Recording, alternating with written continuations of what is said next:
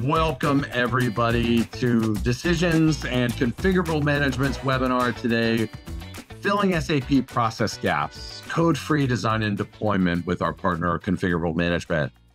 My name is Danny Torbett. I'm the Analyst Relations Manager for Decisions. I'm the guy who talks to Gartner and Forrester and Everest Group. And actually, today I'm in Austin, Texas at the Forrester Technology and Innovation Summit. Joe is in Arizona, so we're all kind of remote today, but we're super psyched to be with you. Say hi, Joe. Hello, everybody. How hot is it in Arizona today? It's my standard question for you. It'll probably get to 108 or 109 today. Nice. Toasty. Go for a run. I hear it's really good to do when it's 108. Thanks so much for joining it. And I want to go ahead and introduce Stephen Branch from Configurable Management, President and CEO. Thanks so much for joining us today, Stephen. Tell us a little bit about Configurable Management. Hey, Danny, thank you for having us. Yeah, so Configurable Management, we've been around since 2006. I actually started implementing SAP in the mid 90s. So we've been around the SAP space a long time. About 10 or 12 years ago, we started working in the process automation space and doing a lot of different things in that area. So looking forward to telling you more about that as we progress through the webinar. Very cool. Very cool. Let's talk a little bit about decisions for SAP solutions. Some of the things that you've built, we've got a couple of them here. Could you kind of walk us through these? Sure. So obviously decisions for SAP solution is kind of our flagship product, but we've built some other components to work along with it.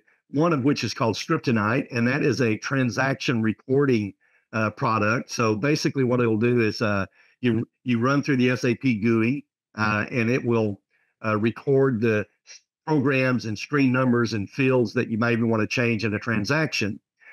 Generate a template, an Excel template for you to be able to repeat that process in mass through decisions for SAP solutions. Wingman is actually a project management product. It started out as a user acceptance testing tool, but it's very robust. Any project that you have that you want to tell people they have something to do and what it is they need to do and kind of keep track of that, even defect management, it can be used for various projects. And the data validation management is a data validation technology which can compare two sets of data. So if you think about maybe you're going from ECC to S/4HANA and you need to do a data migration, and you want to verify that that data made it from ECC into S4 accurately and in the format that you needed it to, then we can validate 100% of your data. So you no longer have to have subject matter experts go look at their specific data, maybe some subset of that data, and tell you if it's accurate or not. So we can actually manage 100% of your data validation, and we can identify known good data for your test users. You know, in my former life as a technologist, I completed a lot of migrations, and the data validation at the end of a data migration has always been an anecdotal process, right? You reach out to the sales team, you reach out to the operations team, go check this, and this. You're only checking a subset, right? So being able to validate that entire body of data is so valuable, really cool. You know, Joe and I are kind of out in the world today. I'm in Texas, Joe's in Arizona. It looks like you guys are getting ready to go on the road. Tell us a little bit about some of the stuff that you've got coming up here. Yeah, so next we're going to hit several of the SAP chapter meetings. And then the following week we're in Arizona and Virginia, and of course, there's a big chapter in Dallas-Fort Worth, and then we're going to Boise and Wisconsin, and big SAP Insider Conference in March. So we've got a pretty busy schedule ahead of us. Yeah, man. Go check that out at cfg-mgt.com/events to learn where you can connect with Steve and his team out in the world. Very cool. Before we get going, I want to make a couple of announcements, a couple of plugs, if you will. Actually, right now is the last day of Submerse, our deep dive training events at our Virginia Beach headquarters. Submerse is a really great opportunity to take 3 days of intensive training in the platform to learn how to build, examine interesting use cases from other decisions users, meet with our architects and our engineers, a really great experience to learn in the project in the platform. We have a foundations class for people that are just getting started, as well as a master's class for people that have experience. Our next Submerse is going to be October 8th through the 10th in Singapore. Then October 14th through the 16th, we'll be doing our first virtual Submerse. So check us out at decisions.com/events to learn more about those. Also go there while you're there, sign up for the next webinar, which is Hyper-Adaptive Insurance Process Management. And the events team will be back on the road. We'll be in Vegas at InsurTech at Mandalay Bay, October 15th through the 17th. Again, decisions.com/events. Now, I am the Analyst Relations Manager, and I wanted to call out that we were recently recognized by the Everest Group in their Peak Matrix as a major contender for process mining. And the Everest Group Peak Matrix for process orchestration is due out any day now, which we expect to be in and do really well in. So if you go to the bottom of our homepage, you'll find all of our analyst reports there. So go ahead and check those out. And if you have any questions about those, please reach out to me. So as we go through today's demonstration, you don't have to wait till the end to get a question answered. I've got plenty of people on from Decisions and plenty of people on from Configurable Management to answer those for you. Don't wait. Pop it right into the chat and we'll answer it for you. Of course, we're going to have a little Q&A at the end. So let's go over the agenda. So I'm going to give you a brief description of the Decisions no-code platform, what we do. And then we're going to talk about decision solutions for SAP and Steve's really interesting master data management use case around that data validation management piece that we just talked about. Before, though, we do that, I'm going to tell you a little bit about Decisions. So Decisions is a no-code software application platform. And our core value is we help you build complex software quickly without writing a single line of code. So these are the 5 pillars of automation. The first one is that rules engine. And it's a system that allows users to define, manage, and execute business rules. It enables businesses to keep logic consistent and centralized. Our integration layer allows you to weave a connection between all of your apps and systems, breaking down silos and ensuring data flows smoothly, accurately, and in real time. The Workflow Manager facilitates the creation, management, and execution of business workflows to allow tasks to move from one step to another based on predefined criteria. Process mining gives you the ability to examine business processes based on event logs and helps in discovering process patterns, identifying bottlenecks, and suggesting improvements. And finally, the Interface Designer offers an intuitive and efficient experience to your customers and users. And none of these pillars require a single line of code to be written. Now, let's talk about the 3 use cases for Decisions where we really shine. The first one is that pure business rules or decisioning application. The rules engine is a place to centralize business logic and expose that logic to business users to edit and maintain using graphical design tools instead of code. It gets the logic out of stored procedures, web pages, or custom code and puts it in a location where you can easily change it and maintain it without diving into the code. It's an enterprise-class rules engine capable of running millions of transactions a day across thousands of rules in areas like medical claims processing, insurance writing, and mortgage processing. Our next use case is what we call extend and expand. It's common when we work with a customer that already has a lot of major out-of-the-box projects that need to be part of their automation solution. This could be CRMs, ERPs, databases, or other products that are built to handle a part of the process. Decisions are designed to integrate with these existing out-of-the-box solutions and automate the special processes that these systems don't do well, like human-in-the-loop approval processes. To do this, we have several different ways to integrate with your existing system. We have several out-of-the-box integrations. You can see some of them listed here, and you'll see more through the demo. But most importantly, Decisions is an open API platform. We can connect to anything that has an API. And most modern systems have that. If you have a specific integration that you're wondering about, pop it into the chat. We'll answer it for you in live time. But the answer is yes. Next is what we call when decisions is an orchestration layer between different applications. So if you have several different applications that you have users and data in, you can use decisions as a middleware to bring data in from one application to trigger an activity for another user in another application, or populate an outcome in yet another. Our most common use case is to act as that orchestration layer between various software applications or services, and then engage end users in workflows that cross those application boundaries. If you found any of that interesting, and I hope that you did, please reach out to us at sales@decisions.com and spend some time with one of our sales engineers and see if Decisions is a right fit for your business. Or just pop it into chat. We'd be happy to set that up for you right now. So thanks for being patient during the salesy part of our webinar today. Let's talk about the good stuff, decisions for SAP solutions.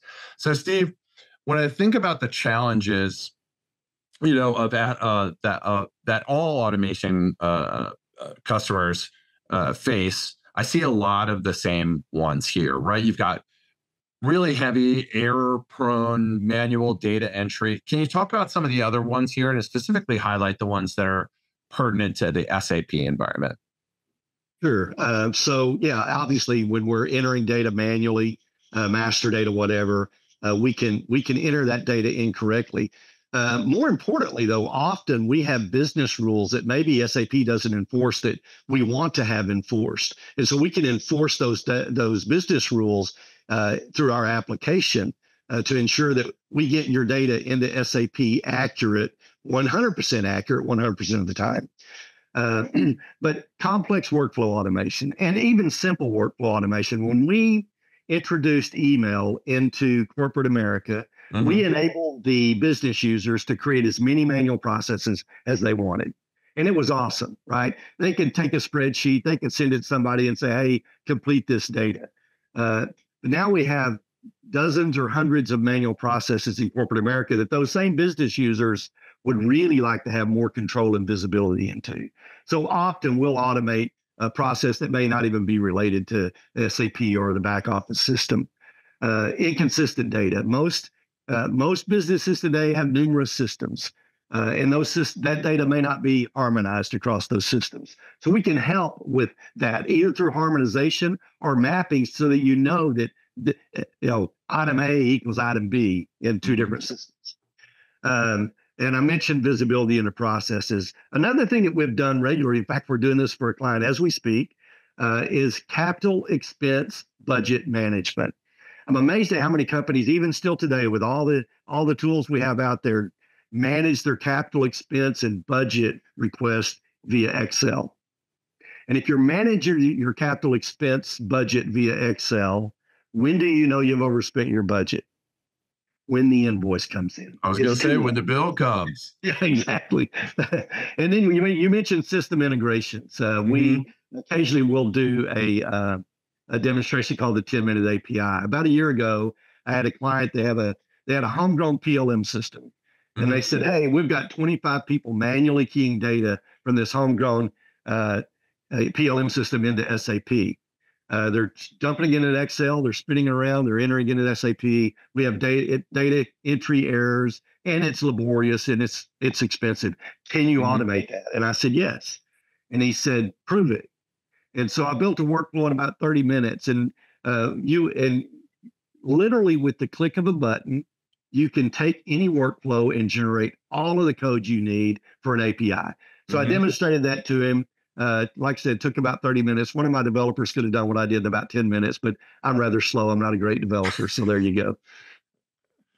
Don't sell yourself short, Stephen. I'm sure that you're a fine developer, but it literally is a series of maybe 3 or 4 clicks to create that API endpoint. It's very powerful. Yes. Next slide. Tell us a little bit. Yeah, let's jump into the specifics about what you built in these decisions for SAP solutions.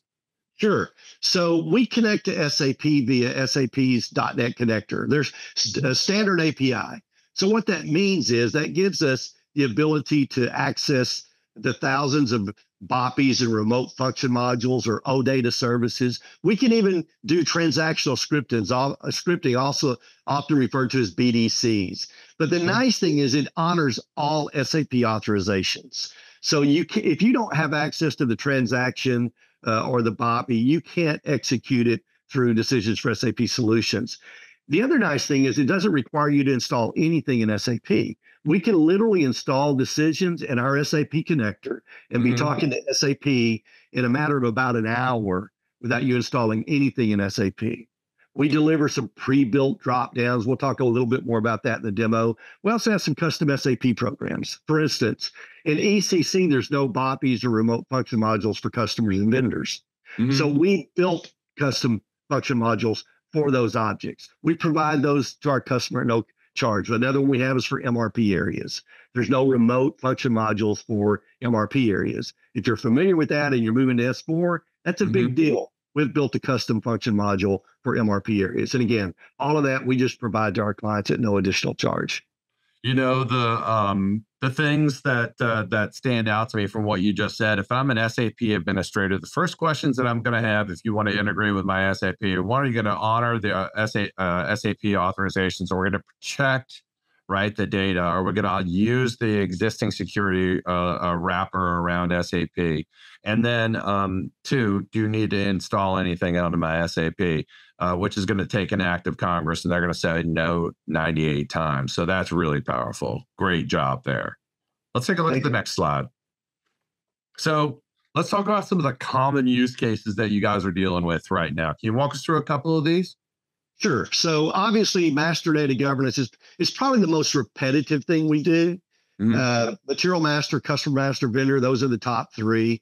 But then you can do cost centers, profit centers, work centers, bills of material, whatever master data object you need control of. But the idea is to ensure that we get this data into SAP accurate 100% of the time. And we can do that.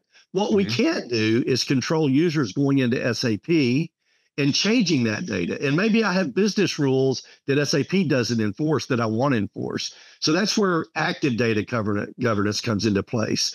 We can query data in SAP and bounce that data against the same business rules that we might use in a new request, and identify the data that maybe doesn't meet our business rules, and then help you address correcting that data. Another thing that we've done for clients is slow moving and obsolete inventory dispositioning. If you think about manufacturing and even in distribution, oftentimes inventory becomes obsolete. You have to make a decision on what you want to do with it. That decision might be, can I return it to a vendor? Can I use it somewhere else in my organization? Maybe does another plant have use for it? Can I break it down into various components that might be consumable elsewhere? Or do I just need to scrap it?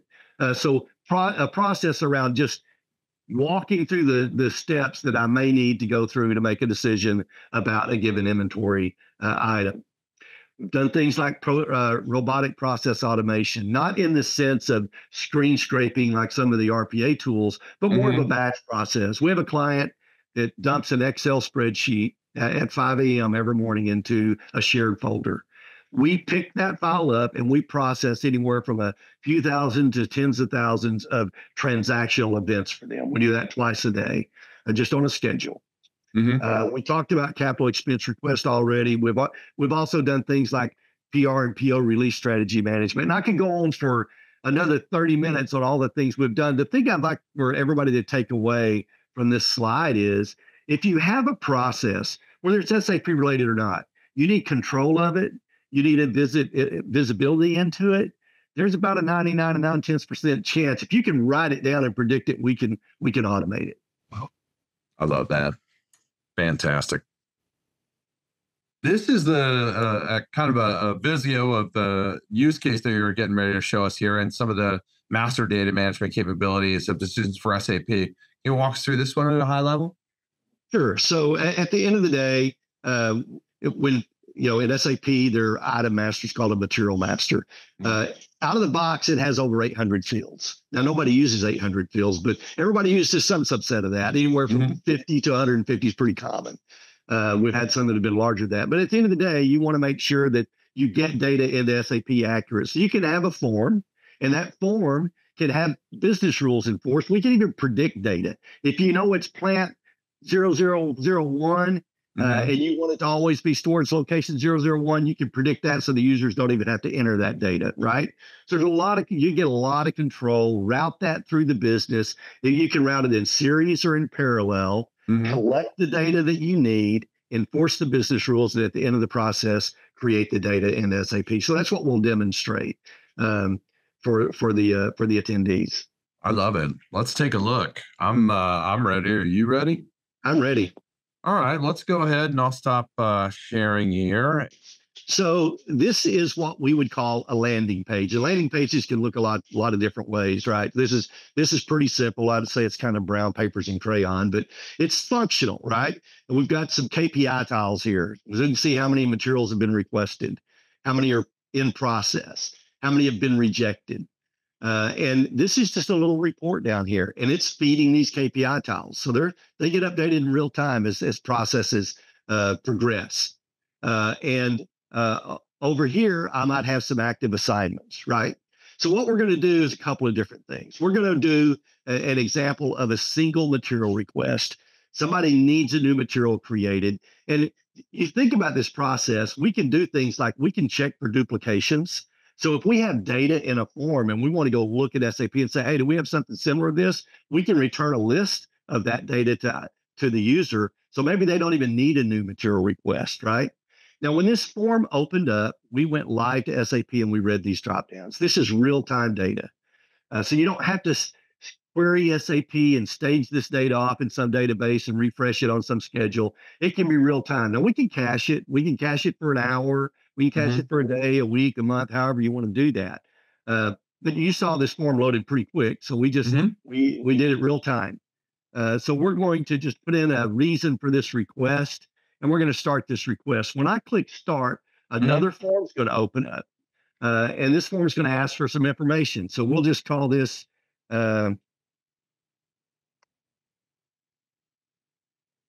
and I want to talk about dropdowns again, right? So we read these dropdowns live out of SAP, but with dropdowns, you get things like type ahead functionality, right? It doesn't matter if it's coming from SAP. Any dropdown has type ahead function capability out of the box.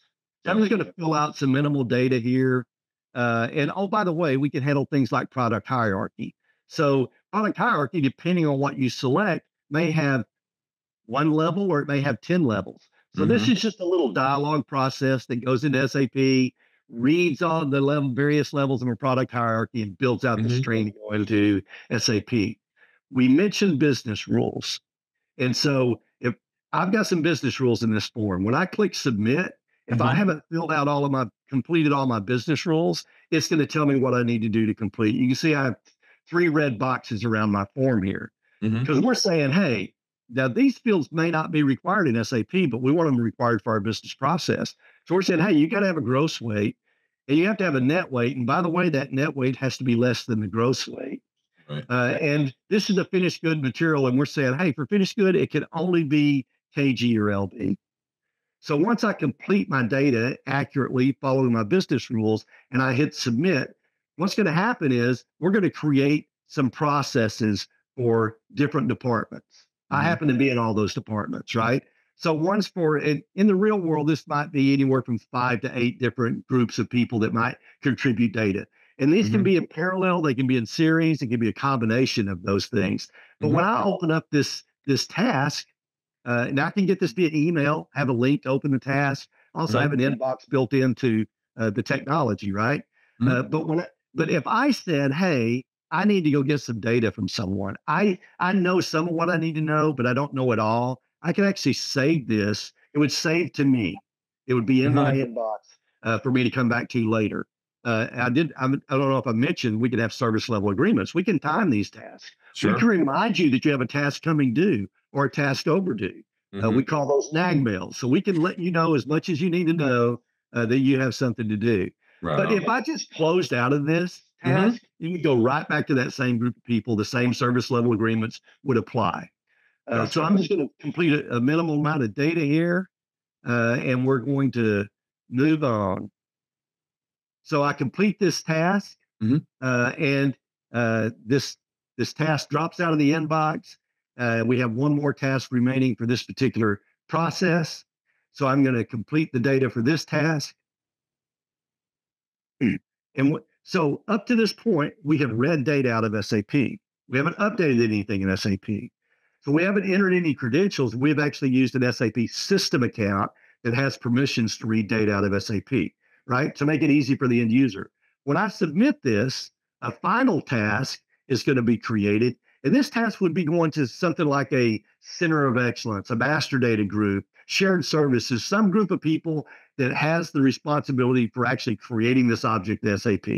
And we can render as much or as little information on this part of the form as they need to see.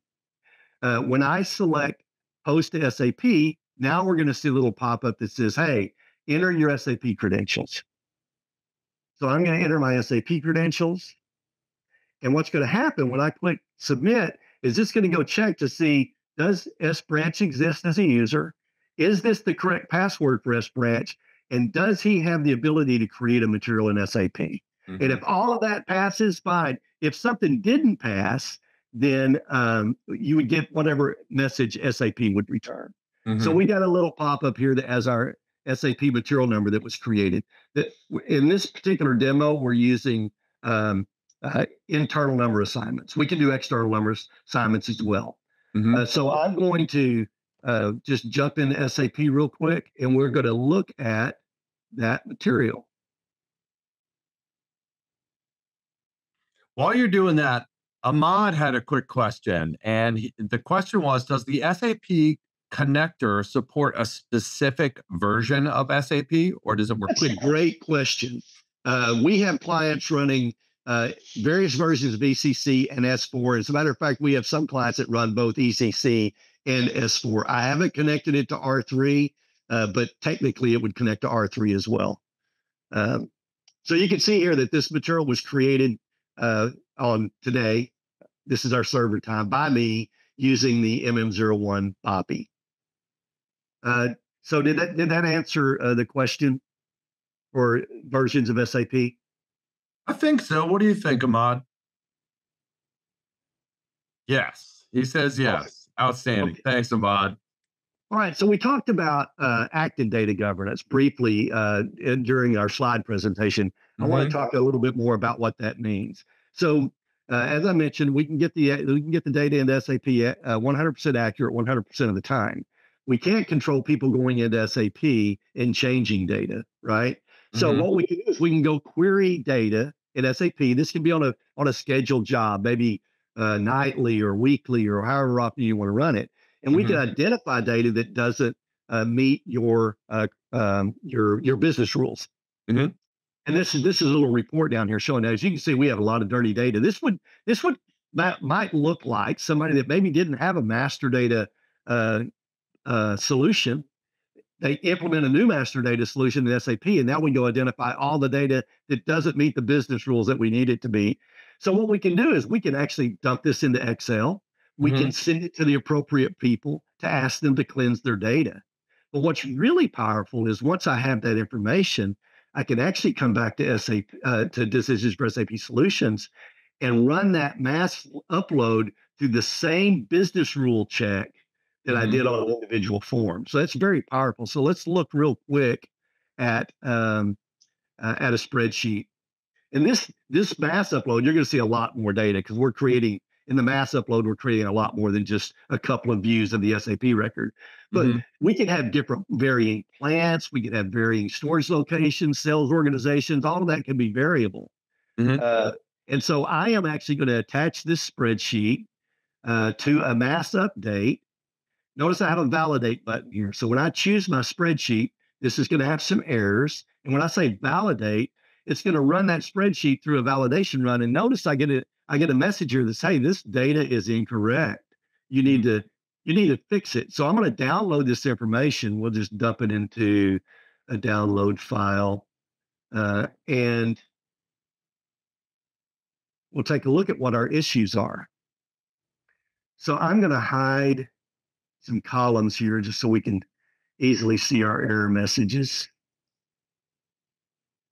And you can see this is telling us, hey, for this first record, gross weight must be greater than net weight. And the next record says hey, you've missed all three of our business rules. So it just identifies that data that maybe doesn't meet our business rules, right? So I know that you've probably watched a baking show before. So Sure. now we're going to go through. I'm going to run a file that's already been corrected. So this is like pulling it out of the oven, right? Mhm. So this file has no errors. Now notice when I click validate, Yep. it says you have no errors. So I'm going to continue, and now I have a submit button. Until in this design, until my file is 100% correct, we're not letting you load it in SAP. So when I click submit, then again, it's going to ask me for my SAP credentials.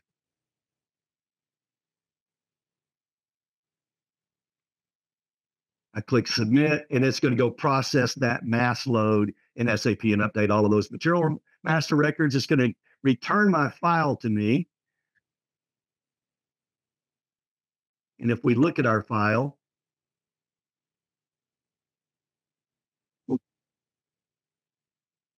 This is a big deal, right? Validating data, especially out of these huge Excel spreadsheets. If you work in a big company, this could be tens of thousands of cells that you would have to go through row by row and pick out the discrepancies in the data. And this process that you've built is flagging that data, and that's got to cut out a huge chunk of time when you're validating data. That is really impressive. That is the yes, hard part of data validation right there. right. And notice that we get the same, SAP return messages. All these materials were updated. If we had error messages from Mhm, SAP, mhm. we could correct that data and process the errors as well. So our spreadsheet gives us a time and a date stamp.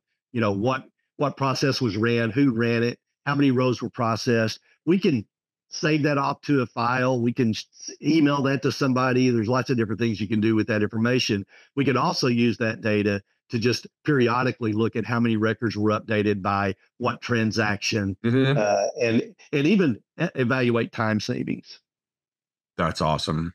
That's awesome. If I were a CFO, a comptroller, a controller, or someone that's working with these big financial responsibilities, I think one of the things that would keep me up at night was this master data management piece and the data validation piece, right? It would literally, I would have nightmares about it. But the process that you have implemented and built here, um, takes all the nightmares away, right? The certainty to know that what you're pushing into SAP is 100% correct 100% of the time, all the time. That is Yes. really valuable. That's a great work. Very Thank you. interesting use case, man. Thanks so much, Stephen, Sure. for Thanks for coming having on us. and sharing it with us. Let's wrap it up here. A couple more plugs before we go. Reach out to us at sales@decisions.com and learn how we could help you rationalize your master data management processes. And if you're an SAP customer, reach out to Stephen Branch and the good folks at Configurable Management, and definitely call on their expertise. Go to decisions.com, check out the next and sign up for the next webinar, Hyper Adaptive Insurance Process Management. And check us out at Submerse in Singapore if you're APAC. Thanks, everyone, so much for your time today. Have a great day. Play us out, Chase.